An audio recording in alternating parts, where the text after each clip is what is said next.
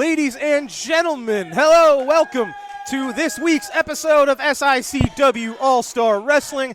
I am Drew Abbenhouse, and I am here. I manage the tag team champions of SICW, Lucky P. Larson Esquire, the boss. That's him, ladies and gentlemen. We got a great episode for you today.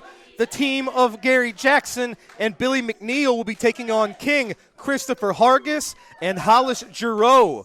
We will see Jason Breed in action against your man, Mauler McDarby. Of course. And here's going to be the fun part. We're going to show you the night that Brandon Beretta and Cowboy Bob Orton now, wait a minute. Evened the score with the Dogtown Underground. No, we don't need to see that. These people don't need to see it. Nobody cares. Let's talk about the tag team champions. They do care. They are going to see it, and you're going to love it, ladies and gentlemen. No, they're not. Well, let's get right to it. Our first match is ready to go. Let's head to the ring. Ladies and gentlemen, your opening contest is set for one fall. Introducing first, from Kansas City, Missouri at 175 pounds, he is El Diablo. Up. His opponent, accompanied to the ring by Wildfire. He is from the Wild Side, Volatile Curtis Wild. That does not look like Tommy Rich. You are easily confused. Well, you said it was Wildfire. I feel like you've been here enough to know that that's who that is. That's Wildfire Tommy Rich? Referee Denny Thomas making sure our opponents are good to go. The bell has sounded. Your opening contest is underway. And again, this is a contrast of styles here. Yes, one guy has a mask, the other has a Wildfire. That is one reason. Yes. Oh, look at this. Here we go. El Diablo's got to use his speed to stay one step ahead of the man from the Wild Side. Curtis is going to have the strength advantage. But look at this. El Diablo getting things started in his favor. Nicely done. Yes, but El Diablo has the mask advantage. And the speed advantage. Oh, he went for it again. It looked like Curtis reversed that into a side slam. Looks like he's been doing his homework. You know, what I would do if I were this El Diablo guy is I would work on Curtis's forehead. Work on the wound. He's got a target.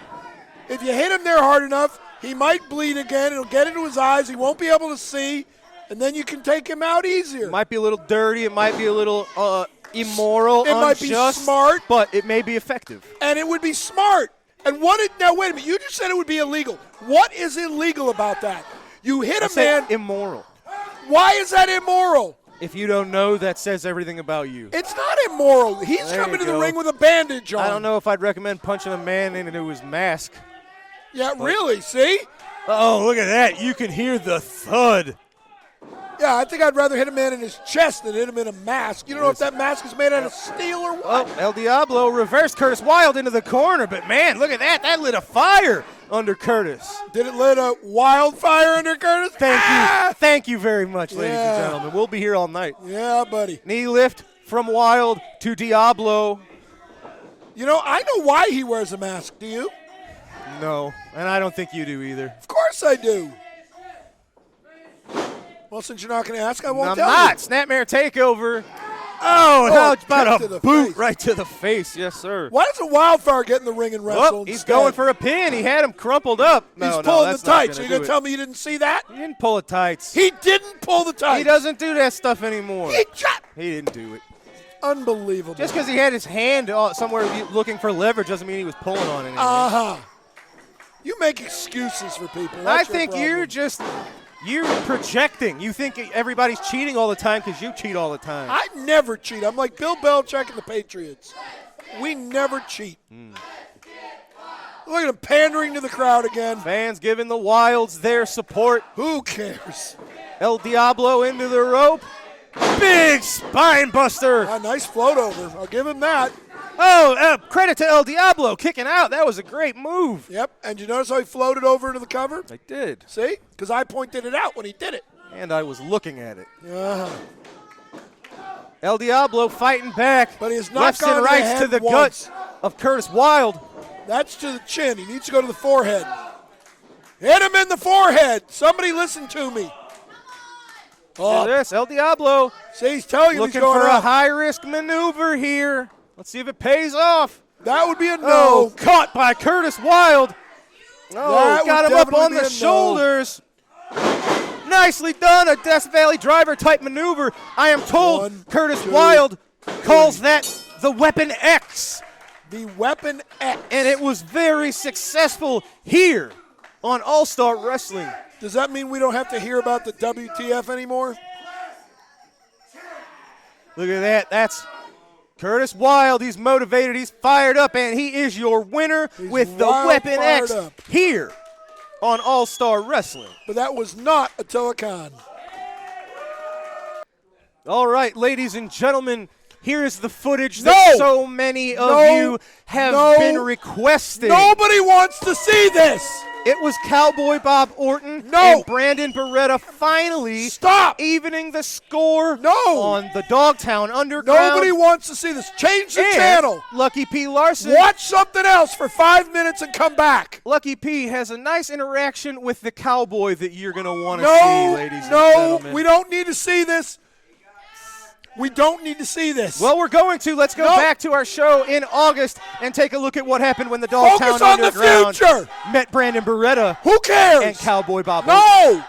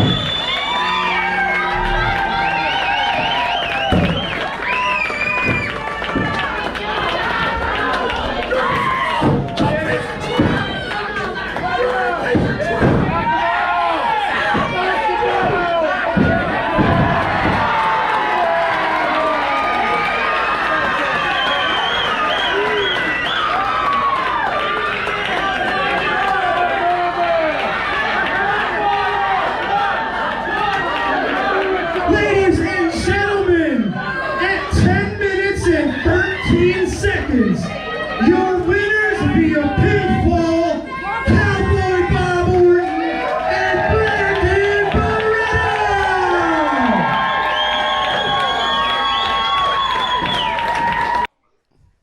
Ladies and gentlemen, I am here with the Dogtown Underground, and you just saw what happened August the 13th.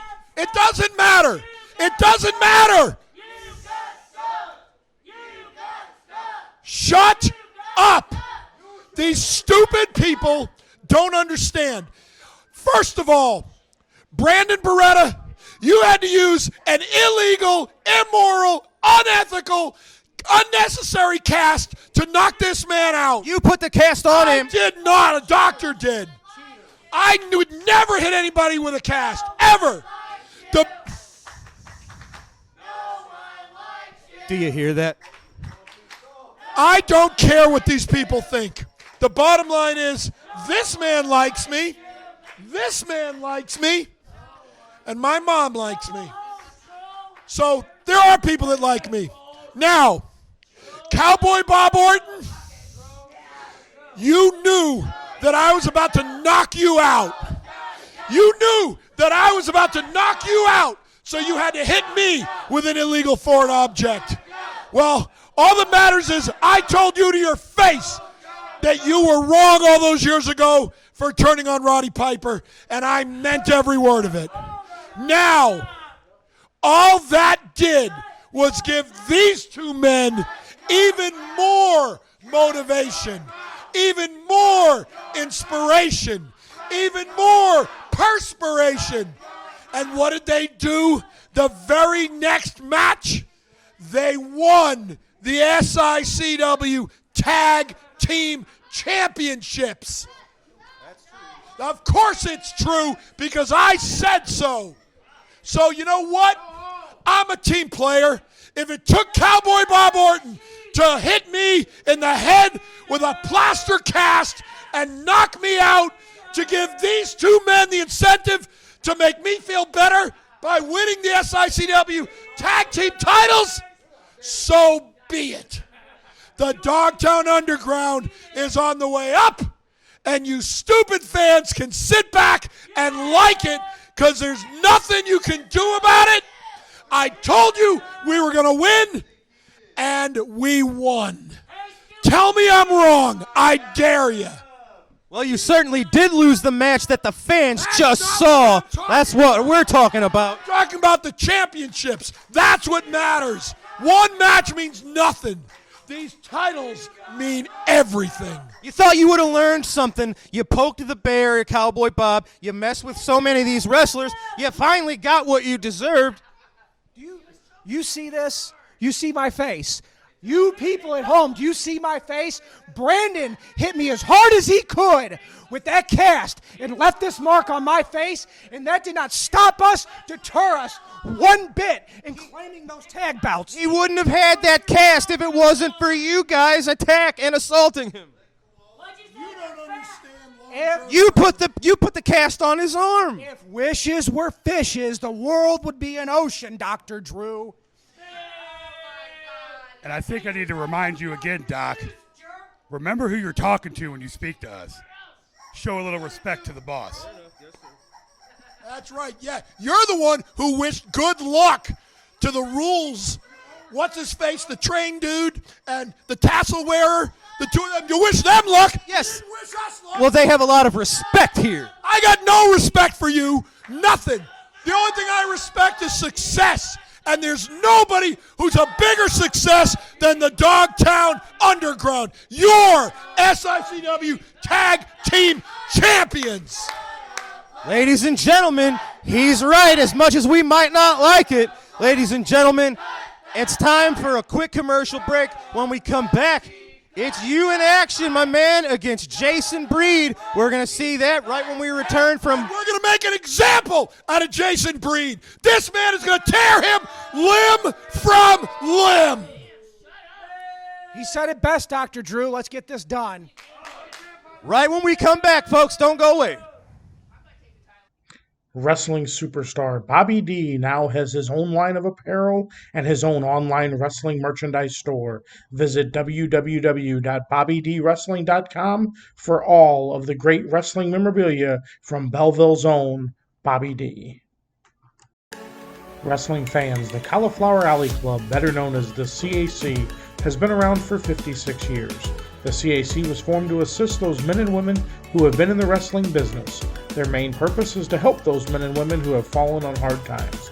This year, the CAC celebrates their 56th year reunion in Las Vegas on September 26th through 28th. If you're a true wrestling fan, please consider becoming a member of the CAC by visiting their website. The CAC recently named SICW promoter Herb Simmons to the CAC Advisory Board as the club ambassador and communicator. Also named to the CAC Executive Board was longtime wrestling fan from the St. Louis region, Miss Darla Staggs. With your membership, the CAC will continue its mission of being there when one of our wrestlers needs them. Ladies and gentlemen, this matchup is scheduled for one fall. Introducing first, accompanied by the boss, Lucky P. Larson, Esquire. He is from Dogtown, weighing in at 230 pounds. He is one half of the professionals representing the Dogtown Underground, and he is one half of your tag team champions, Mauler McDarby. His opponent from St. Louis, Missouri, weighing 243 pounds, Jason Breed.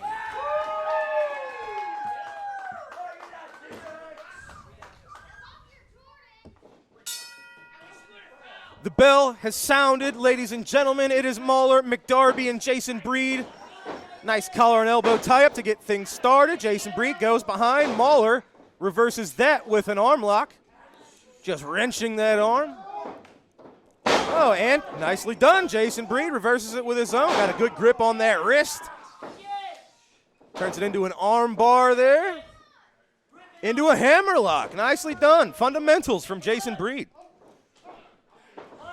Now this is interesting. The last time we saw Jason Breed, he got himself disqualified on purpose. It was Lucky threw the briefcase into Kowalski. Jason Breed got the briefcase before Kowalski, used it against Kowalski, but got disqualified for it. So he kind of got screwed.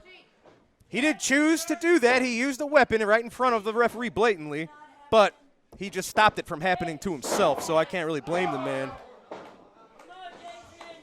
It's a good match.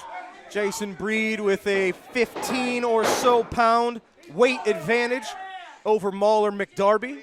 Nice side headlock. Oh, Mauler reversed that. Might have had a handful of tights, couldn't quite tell.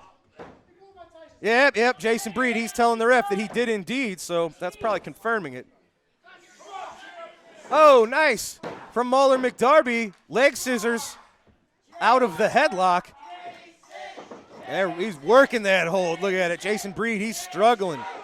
He's writhing. He's trying to get out of there. Oh, is he doing it? Oh, very nice. Jason Breed popping out of that and cinching his own arm right around the head of Mauler McDarby. Both of these men, it seems like they have an answer for almost everything their opponent throws at him.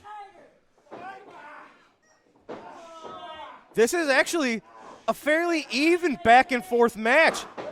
Hopefully, Lucky P. Larson can keep himself out of it, and this can remain a great technical matchup.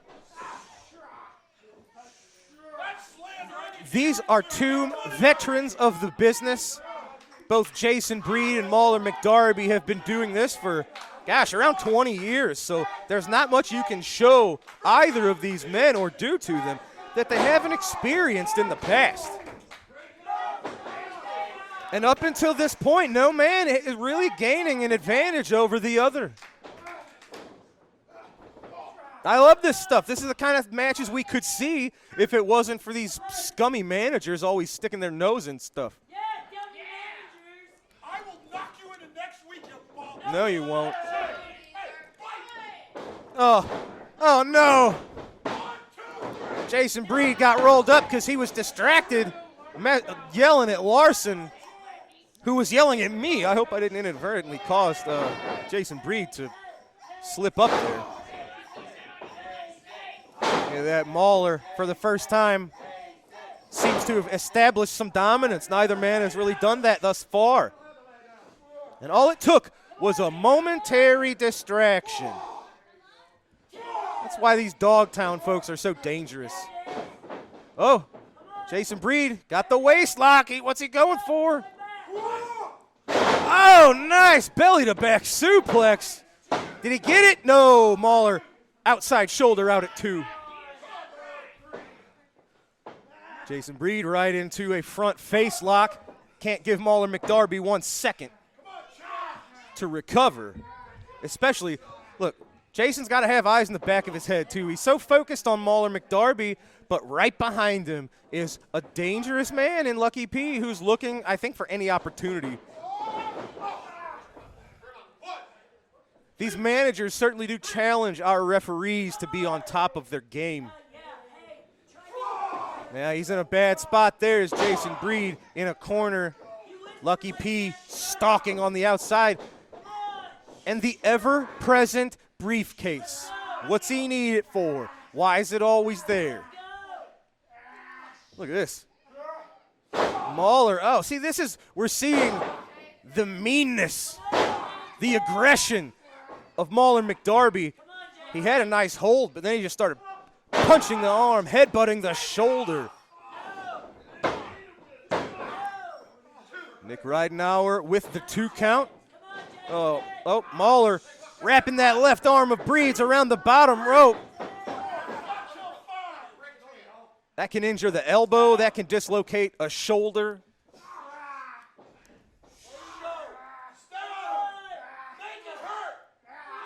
Working that arm. You hear Lucky P said, break it off. I don't think that's quite necessary. But, oh, no, look. Oh, no. That is a vicious, vicious move there. We've seen Shayna Baszler use that to great success in recent years. I don't know how Jason's arm isn't broken. Maybe it is. That stomp with the hand and the elbow propped up on the apron. Oh, ramming the left shoulder right into it, right into the corner. Oh. Looks like Mauler was going for a bit of a double wrist lock. Oh, Jason Breed got out of the way, hits him with a nice hip toss. Body slam from Breed sends McDarby to the mat. Jason Breed getting the momentum going on his side. Suplex to McDarby. Look at McDarby, see, oh no! Look at that, that's a rule-breaking tactic if I've ever seen one. Mauler with the briefcase. Breed blocked it, he's got it himself again. He nailed Mauler with it. Oh no, he got it! Jason Breed got it! A little bit of revenge enacted on the Dogtown Underground. This time, their interference, the briefcase, it backfired. Jason Breed using their own weapon against them. And this time, there was no disqualification, but there was a 3 count. Ladies and gentlemen, Jason Breed picking up a win over Mauler McDarby by outsmarting them, to be honest. Well done, Jason Breed, victorious over Mauler. Ladies and gentlemen, I'm here with your winner, Jason Breed. Jason, congratulations. What you showed there is you learned a lesson from a few weeks ago when, unfortunately, you used the briefcase against Kowalski. They're always the ones to insert it into your match. But this time, you outsmarted them. You got the job done. Congratulations. Well, if the briefcase wasn't here, I wouldn't be able to use it. Not saying that I've done anything illegal. I just used the tools that were given to me. Now, on that note, it's the old saying, a man can call himself civilized when he has committed great acts of violence. I claim to be civilized because I have created and been involved in great acts of violence in this ring. So I am telling Lucky, Dogtown Underground, you must have forgot who I am. You must have forgot what I am capable of. But I will be more than happy to remind you. Ladies and gentlemen, he certainly did remind them, gave them a little bit of their own medicine. Jason, congratulations on your victory, and we'll see you soon. My man. Ladies and gentlemen, we're going right up to our next matchup. Let's head to the ring. Ladies and gentlemen, this contest set for one fall, accompanied to the ring by Stephen E. from Deception Pass, Washington, at 310 pounds, Big Joe Helms. His opponent from Auckland, New Zealand, at 201 pounds, astonishing, Austin Mulitalo. So I have two questions. First of all, is this man a member of Devastation Incorporated? From what I understand, he is not a full-fledged member. He is more a hired hand from Stephen E. Uh-huh. So basically he's bought and paid for. Well, I don't know that I'd say that, but Well, you know about that stuff, don't you? Now, second question, if what's this guy's name? Big Joe Helms. If Big Joe Helms were to face the Big Texan, would that be a match of the bigs? Well, logically. All right. Austin Mulitalo certainly has his challenge cut out for him in this matchup. Big Joe Helms is really a mystery, to be honest. We don't know anything about this man. man. I know lots about him. We didn't get to see a week or two ago. He was supposed to wrestle Flash Flanagan, but it was more a trap for Devastation Incorporated to jump Flash Flanagan. So we really haven't gotten to see what Big Joe is capable of. See that? He's trying to undress the man. He took his tie, and now he's going to take his suspenders off and try to choke him with Oh, it. man, brutal clothesline stopping Mulitalo in his tracks. At least you got his name right. See, I never get names wrong. Looks like he's going for a hip toss. Edge ascending It doesn't Austin look like he's across going for a the hip ring. toss. See, he's already knocked one of his suspenders loose. He's going to try to get the other one off, and he's going to choke him with it when his pants fall down. Now, I've gotten to know Austin a little bit. I know he's not afraid of a challenge, and I know he's a very, very talented wrestler. In this case, he's giving up over 100 pounds. Well, so he's stupid. And he's facing someone that we know nothing about. So he's stupid is what you're saying. That's not what I'm saying. Look at that. Nice knee from the re-entry there. Austin getting things going. He's got to use that speed. I don't know that I'd try to trade punches with this bruiser of As a I man. said, he's stupid. But that kick sent Helms to the mat. Yeah, it started because he poked him in the eye. Did you see that? He's covered his eye. Austin to the second rope. What's he got in mind? Oops. Oh, my God. Oops. He flew right into a right hand, right to the jaw. I think Oh. this is What's he got? oh, Oh, man. count to 100. Layout choke slam. Count to 1,000. That's got to do it. You think? That is it. Of course it is. 'Cause I Ladies said and it gentlemen, was. I tell you what, he has a imposing presence. He looks like a very dangerous man. We just didn't get to see that before. What's he doing? He slid a business card or something in his pants? I don't know what just happened there. If he's a gun for hire, you never know.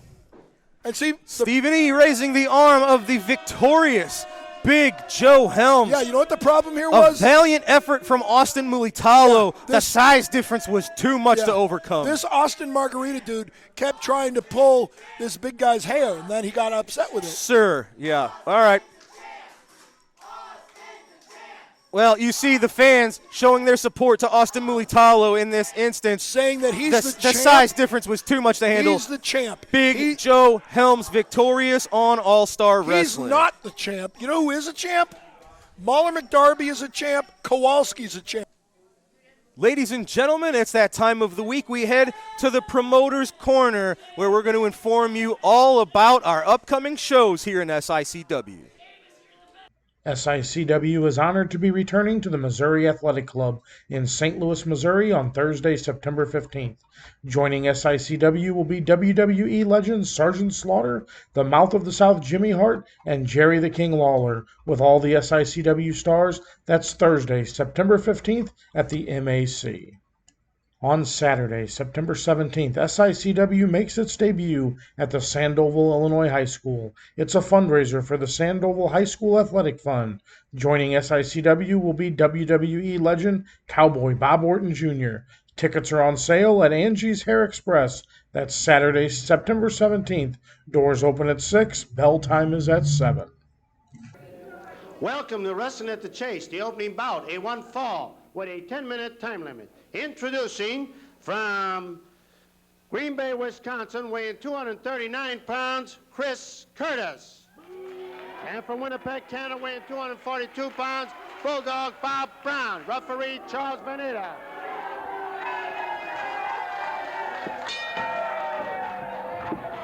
The crowd is noisy, and that's normal when Bulldog Bob Brown gets into a ring. A lot of barking, a lot of booing as Brown squares off with Chris Curtis, and Curtis quickly scores with an arm drag.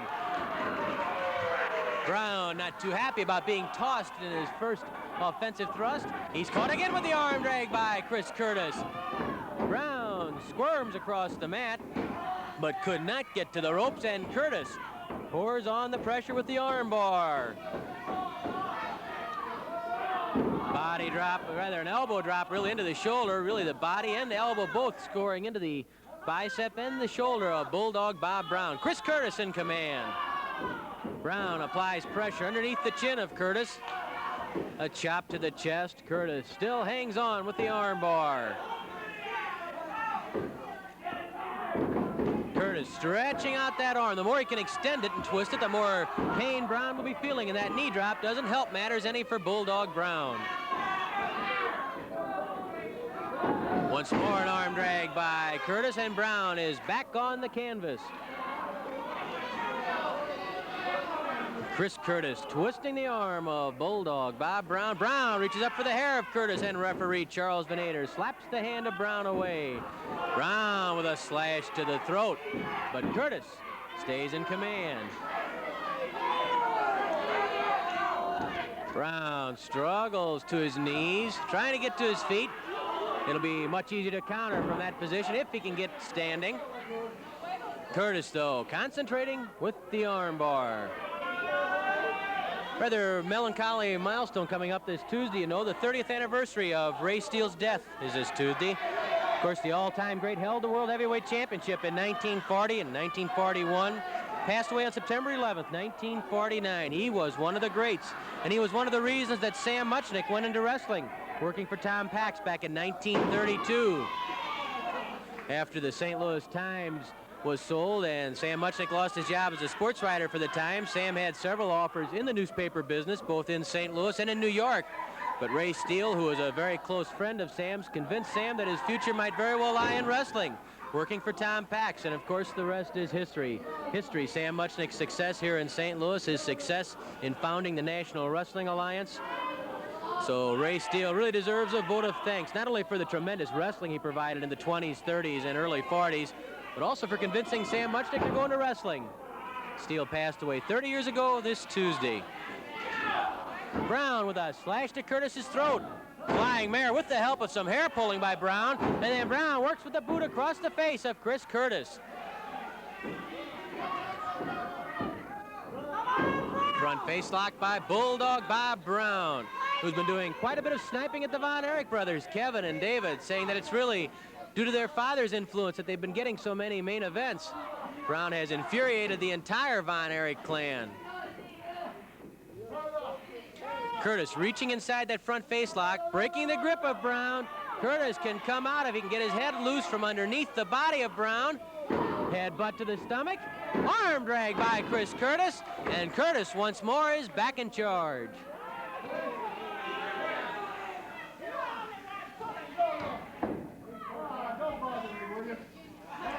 Referee Charles Venator asked Bulldog Brown if he wants to give up, and Brown told Venator, "Don't bother me." Takes a lot to ring a concession from Bulldog Bob Brown. He's a tough, scrappy worker.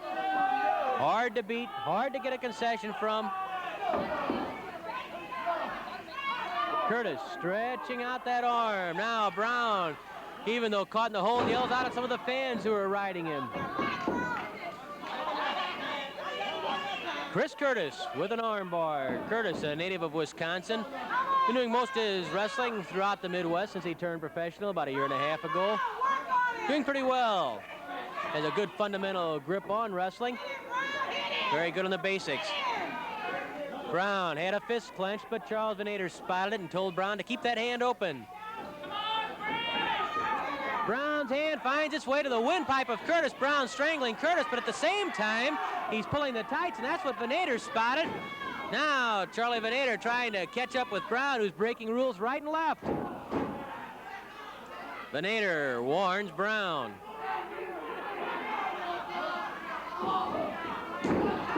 Was that a punch? Or was it the stiffened fingers to the windpipe? We couldn't tell from our vantage point. 5 minutes have elapsed, 5 minutes left. Whether it was a punch or an open hand, it certainly had a lot of pop to it. You could hear it crack as it landed in the face or the jaw of Chris Curtis, and now Curtis's head is driven into the turnbuckle. Once more, Curtis banged into that turnbuckle by Bulldog Bob Brown. Brown with a kick to the stomach. Another chop to the throat by the Bulldog. The crowd hoots and hollers at Bulldog Bob Brown. Brown stands on the throat of Curtis. Brown still on the throat of Curtis.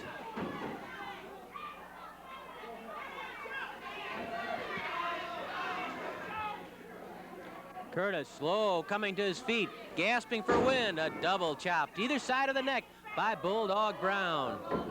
Kick to the back by Brown. Brown roughing up Curtis. A stomp to the face by Bulldog Bob Brown. Curtis taking some lumps right now. Curtis was in command for the first 4 or 5 minutes, but now Brown, opening up with the rough tactics, seems to have taken charge himself.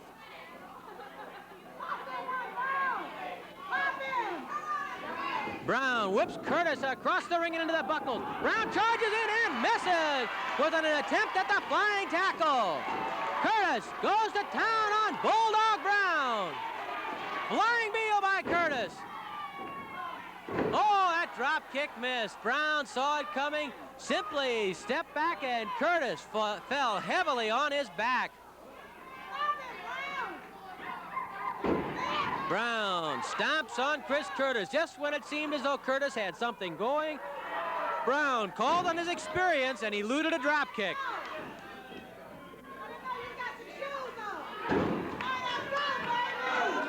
Three minutes left, 3 minutes. 3 minutes remain in the curtain raiser between Bulldog Bob Brown and Chris Curtis. Brown hoists Curtis, backbreaker. The backbreaker by the Bulldog. Brown smiling now after Curtis missed that drop kick. He was hurting, and Brown's not helping the situation any for Curtis. A second backbreaker by Bulldog Bob Brown. Brown takes to the air, leg drop, catching him across the jaw. The leg drop across the jaw of Chris Curtis. And there is the count of 3. Bulldog Bob Brown, the winner. After a pair of backbreakers followed by the leg drop, that landed across the jaw of Chris Curtis, and that really provided the finishing touches.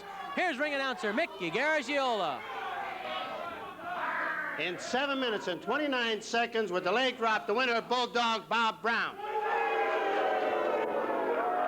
Saturday, September 24th, SICW returns to Fairmont City, Illinois at the Holy Rosary Gymnasium for a night of professional wrestling.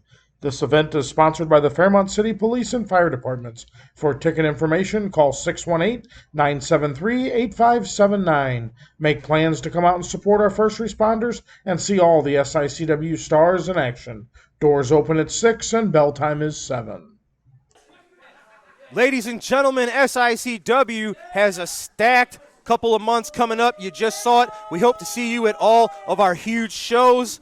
We got to take a quick commercial break. When we come back, it is time for our tag team TV main event. We're going to be right back. Don't go away. Lincoln Place Pawn in Fairview Heights will take care of all of your cash loan and pawn shop needs. They deal in gold, jewelry, guns, tools, and much, much more.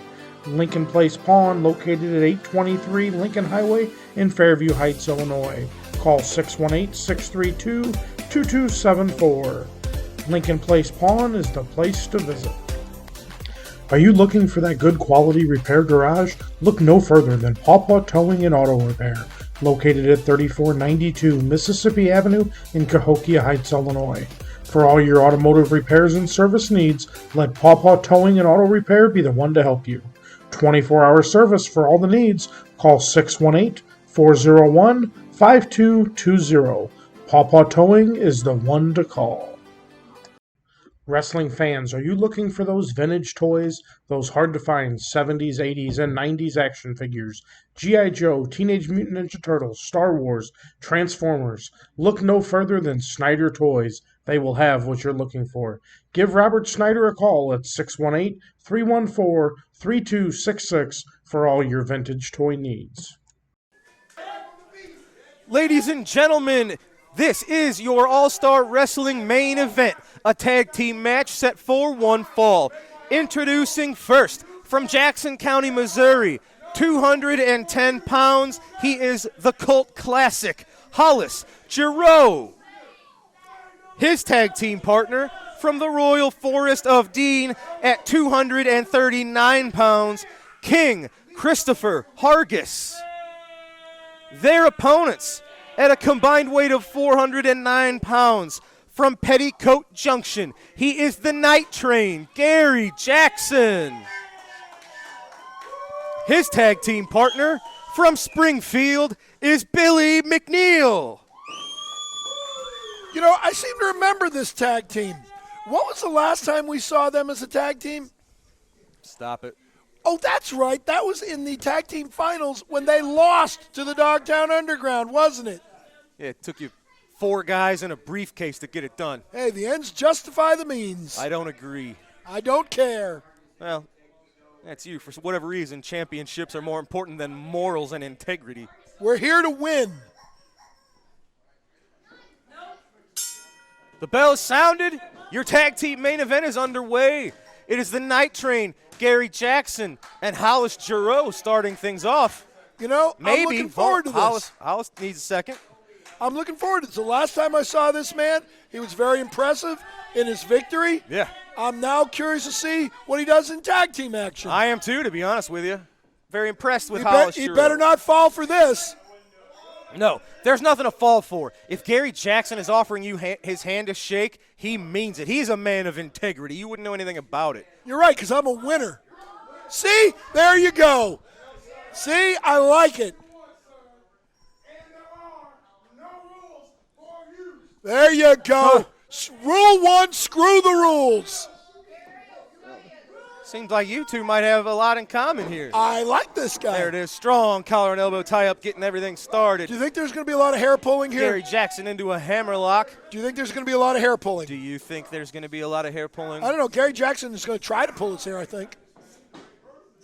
You don't think so? I don't want to know what hair you're thinking about there, buddy. Oh, my gosh. Waist lock. Well, Hollis was going for maybe to shove off Gary into the ropes, but Gary just clamped down on that side headlock. Shades of Ed Strangler Lewis. So you're saying that Gary Jackson's trying to strangle him? He's not. He's trying to choke him. Ed Lewis certainly did use a side headlock to win many titles. Yes, so. I'm aware. You were old enough to watch him wrestle, weren't you? I'm not. I'm younger than you, pal. Nice series of Beautiful. reversals. Leads Beautiful. to a nice drop kick. Very nice. Followed up with an arm drag, and he held on to the arm and an arm lock. Yes. Hollis Giroux, very impressive. We talk about all the time, Gary Jackson, 1984. Yes. Whoopee. All that means is he's had a lot of time to lose. Well, that's a man with almost 40 years of wrestling experience. So Hollis Giroux is going to have his work cut out for him. How do you know that Hollis Giroux doesn't have 41 years of experience? How old do you think he is? Probably not 41. I agree. Billy McNeil. Maybe he's got 40 years of experience. Controlling Hollis. Do you think Billy McNeil's got 40 years of experience? No. About 20, though. I'm still waiting for somebody to tie those stupid tassels to the ring ropes. Oh, look at that. Hollis Giroux, see? Smart. I knew you'd love him. Just dragging Billy McNeil by the hair into a very dangerous corner. Well, if he'd get his hair cut, I mean, look at it. You got bald, very short hair, and Billy McNeil, who hasn't had a haircut in 3 years. So what do you expect? He's asking to have his hair pulled. Chris Hargis, nice bow and arrow there.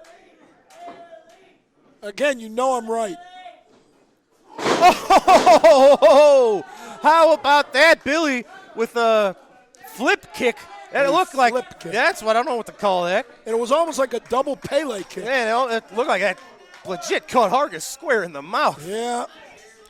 You know, recently I saw somebody get their teeth knocked out.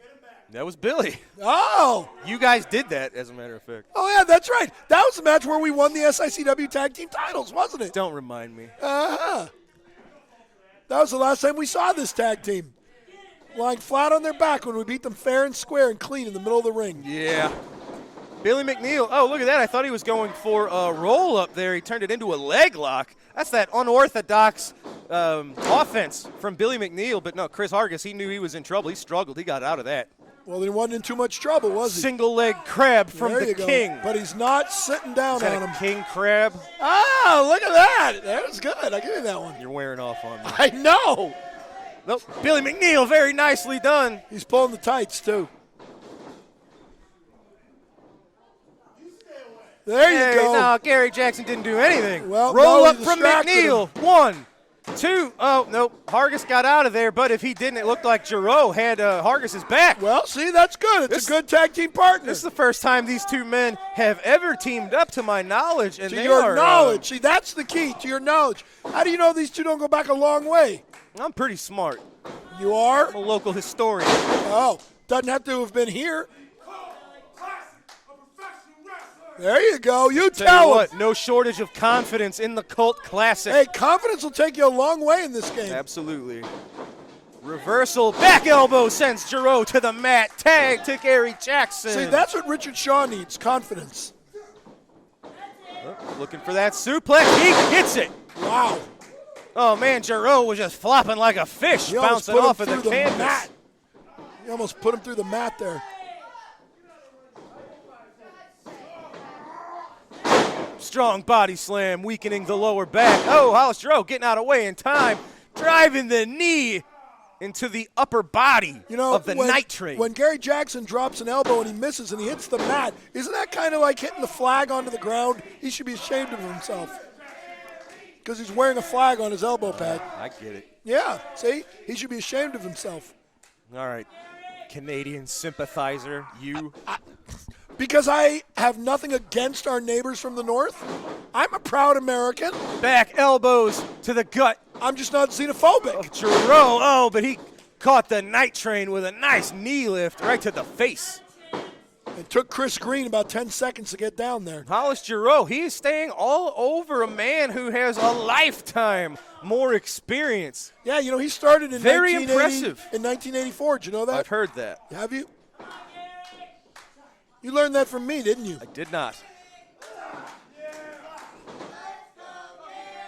You seem to be contradicting me a lot. I'm pointing out where you contradict yourself, good sir, nothing more. I don't I am contradict not throwing myself. you under the bus, but I will point it out when you are laying under a bus. Hey, I don't contradict myself. Yeah, you do. I love the tag team scene here in SICW. Of course, new people on top of the mountain. Your That's guys. Right, that's right. But the kings of the tag team scene here. Oh, how's that for a suplex? He broke him man. in half. Billy McNeil. If I was Hargis, I'd go for that cover as quick as possible. Nope. Well, That's what we're you're talking not about, Billy Hargis. McNeil. Billy McNeil just took a huge offensive maneuver. Oh, make it 2. But he recovers very quickly. There you go. Oh, Keep him well. down. Keep him down. Billy was kind of selling that. It kind of looked a little below the belt, but the ref saw it, and I don't. That's because Billy McNeil's a liar. He might have caught him in the gut there. It was hard to tell. Yeah, he's a liar. He's trying to Billy pretend McNeil- that he got hit low. You're projecting again. Billy No. McNeil's not a liar. See, look at beautiful tag team work. Oh, man, you're absolutely right. Of course I am. You might have people that are a new team here to keep an eye out for. Hey, you know what? SICW's got fantastic tag teams. What do you expect? And, of course, the greatest tag team of them all, your champions, the Dogtown Underground. With a little help from you and Sean Santel in your briefcase. I don't know what you're talking about. I believe you. Now, Hollis Giroux, one step ahead of Billy McNeil, cut him off with the knee. Speaking of the briefcase, though, you saw Jason Breed hit poor Mauler McDarby over the head with it, and you condoned that, didn't you? I must have missed it. Yeah. Selective vision, that's what you got. Something might have distracted me. I don't know what happened. Was Missy Hyatt here? That's what I thought. Front face lock. Oh! Billy turns that into a nice Northern suplex Lights pin suplex. attempt. It's a Northern Lights suplex. It certainly is. Yes. Each Two man fresh made the tag tag. partners here. Absolutely. Jackson and Hargis, these two men are very familiar with each other. That's what's interesting about SICW. A lot of these wrestlers have worked with each other for a long time, so you have to continuously improve, evolve, learn new tricks here in SICW so as to not become stale and predictable. How long did it take you to come up with that? As long as I just said it. Oh. Well, they were both fresh. There you go. Night Train tag to Billy McNeil. Hollis Giroux got a ton of energy. He does. But Billy cut him off. That jump over the top rope might have cost him a second or two. And Have I ever told you he reminds me of Jay Lethal? yes, today, in fact. Oh. Not that long ago. Actually, I think it was last week, but that's okay. A lot of what you say to me all blends together. Oh, a nice move. That is nice beautifully move. done. 1, 2. No, you saw it. You just saw a handful of tights. You didn't call it. No, he was getting leverage, like you said. Yeah, absolutely not. You don't have to do it with a handful of pants. Whoa, he's going for that face plant. He blocked it the first time. There. Blocked it the second time. Billy scouted Hollis out, I think. Oh, I see the tights there. he rolled him up for the 3. Yeah, he held the tights. No, he did not. That's what happens when you have superior technique. It is Billy McNeil sneaking the win out. Look, Hollis is shocked. Hargis is shocked. See? And Hargis is also telling the ref exactly what I saw. He pulled the tights. He did not. You are blind as a bat, you inept twit of a zebra. He pulled the tights. No, he didn't. Ladies and gentlemen, the Night Train, Billy McNeil picking up a very impressive victory against the very game team of King Christopher Hargis and the cult classic Hollis Giroux. The tag team scene here in SICW is heating up. And neither of these two teams is as good as the tag champs. Be quiet, listen to Gary Jackson. I don't want to listen to these stupid rules.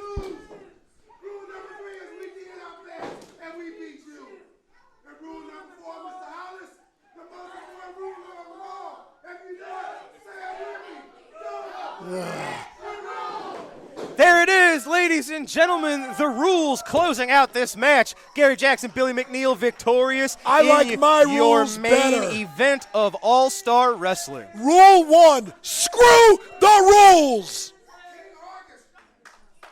Ladies and gentlemen, that's going to do it for today's episode of SICW All-Star Wrestling. We saw the volatile one, Curtis Wilde, reestablish his desire for the Classic Wrestling Championship, picking up a win over El Diablo with a new hold called the Weapon X. It was Jason Breed getting a win. No, it was not. He certainly did. He did not. He should have been disqualified. He stole this briefcase out of my hands. He got it before you were while able I was to use standing it. there innocently and smacked Mauler McDarby in the head with it. You all saw it. You were trying to give it to Mauler. Breed got it first. That's what happens. No. You asked for it and you got it. That's not what Jason happened. Breed defeated your man Mauler McDarby. He's still the champ. The newcomer, the very impressive big man, Big Joe Helms, picking up a win over the astonishing one, Austin Mulitalo. It was a great match. Austin could not overcome the size disadvantage. And in your main event, you just saw it, ladies and gentlemen, the Night Train, Gary Jackson, teaming up with Billy McNeil, got the victory over the King, Christopher Hargis, and Hollis Giroux, who was a very impressive tag team in their own right. And the only reason he lost is because that Billy McNeil pulled the tights. You saw it. No, he didn't. Ladies and gentlemen, you saw it. Great episode. We appreciate you joining us on All-Star Wrestling. For the boss, Lucky P. Larson, Esquire, I am Drew Ebenhouse. Thank you so much for joining us today. We'll see you next week right here on All-Star Wrestling. I still manage the tag team champions. Have a great night, folks.